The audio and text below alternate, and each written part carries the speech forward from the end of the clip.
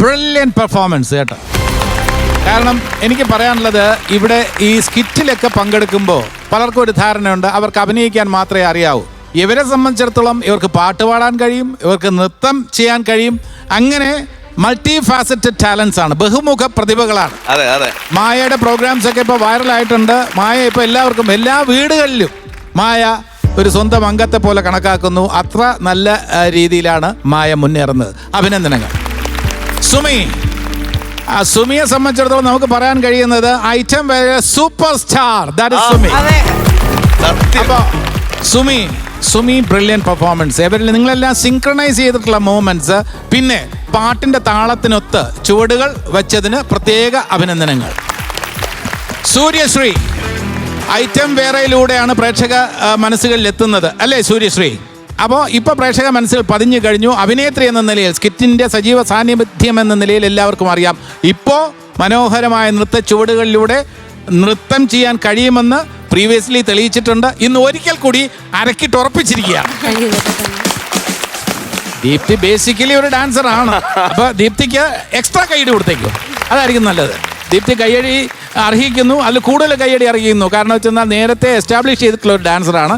ഇവിടെ ഇത് ഐറ്റം വേറെയുടെ ഫ്ലോറിൽ നിങ്ങളിങ്ങനെ മനോഹരമായി പെർഫോം ചെയ്യുമ്പോൾ നിങ്ങൾക്ക് പിന്തുണ നൽകാൻ, നിങ്ങൾക്ക് വേണ്ട പ്രോത്സാഹനം നൽകാൻ, അംഗീകാരം നൽകാൻ മലയാളികൾ, കേരളം ഈ ഓണക്കാലത്ത് ഞങ്ങളെല്ലാവരും ഉണ്ടെന്ന് അരക്കിട്ടുറപ്പിക്കുകയാണ്.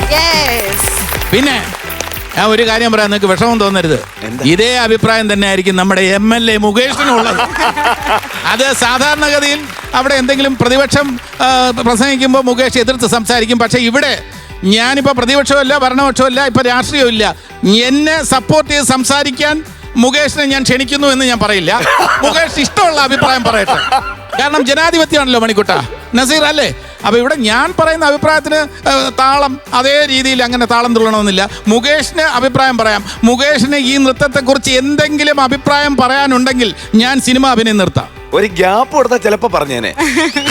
അല്ല ജഗദീഷ്, നേരത്തെ തന്നെ മുൻകൂർ ജാമ്യം, ഞാൻ മോശമായിട്ടൊന്നും പറയരുത്, നമ്മുടെ സ്വന്തം ആൾക്കാരാണ്, അങ്ങനെ കാണണം, എല്ലാവരുടെയും പേരുൾപ്പെടെ അറിയാം.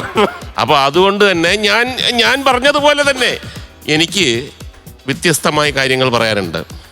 കാരണം ഇത്രയും ഗംഭീര അഭിപ്രായം പറഞ്ഞ് കേട്ട സ്ഥിതിക്ക് നിങ്ങൾ ഇംപ്രൂവ് ചെയ്യാൻ ഒന്ന് മടിക്ക്. ഇനിയിപ്പോ എന്തോന്ന് ഇമ്പ്രൂവ്മെന്റ്? ജഗദീഷ് ചേട്ടൻ പറഞ്ഞല്ലേ എല്ലാം ഓക്കെ ആണ്.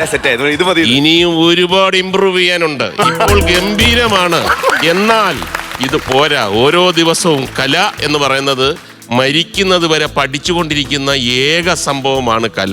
ഓരോ ദിവസവും എന്താണ് ഡിഫറൻസ് കൊണ്ടുവരാൻ പറ്റുന്നത്, ആ ചിന്തയായിരിക്കണം എപ്പോഴും കലാകാർക്ക്. ഓണം എന്ന് പറഞ്ഞു കഴിഞ്ഞാൽ അതിനകത്ത് പാട്ടും നൃത്തവുമുണ്ട്. നൃത്തം എന്ന് പറഞ്ഞു കഴിഞ്ഞാൽ ഭരതനാട്യമൊന്നുമല്ല, പാട്ട് പാടുന്നതും ആ പോകുന്നതും ഒക്കെ ഒരു നൃത്ത ചുവടുകളോടെയാണ് കേരളത്തിൻ്റെ സംസ്കാരം.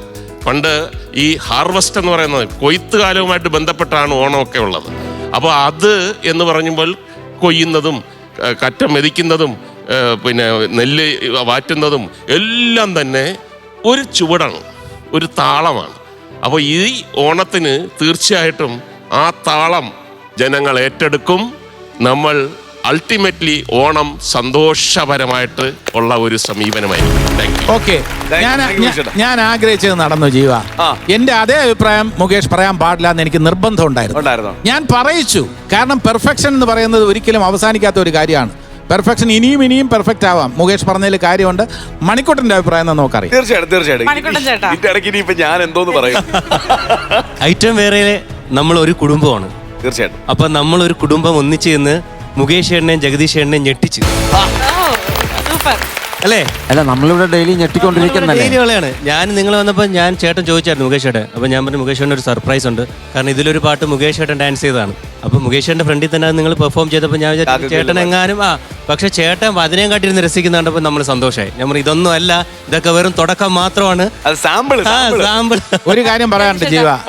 അതായത് മണിക്കുട്ടിനെ സംബന്ധിച്ചിടത്തോളം ഞാൻ ഇവിടെ മണിക്കുട്ടിനെ ഇരുത്തിക്കൊണ്ട് പറയാണ്, മലയാള സിനിമയിൽ ഏറ്റവും നന്നായി നൃത്തം ചെയ്യുന്ന കലാകാരന്മാരിൽ ഒരാളാണ്. തീർച്ചയായിട്ടും. അതെ, ഞാനും ഓർത്തു one of the best dancers in Malayalam film ഇൻഡസ്ട്രിയാണ്. അപ്പൊ ചേട്ടന് കാര്യമായ എന്തെങ്കിലും പറയാനുണ്ടാകും എന്ന് ഞാൻ ഓർത്തു. എൻ്റെ ലൈഫിൽ ആദ്യമായിട്ടാണ് ഞാൻ സിനിമയിൽ ഒരുപാട്, ഞാൻ ബോയ് ഫ്രണ്ട് എന്ന് പറഞ്ഞ സിനിമയിൽ ഇവർ രണ്ടുപേരുടെ ഒപ്പമാണ് ഞാൻ അഭിനയിച്ചത്. എൻ്റെ തുടക്കം സിനിമയിൽ ഇവരുടെ ഒപ്പമായിരുന്നു.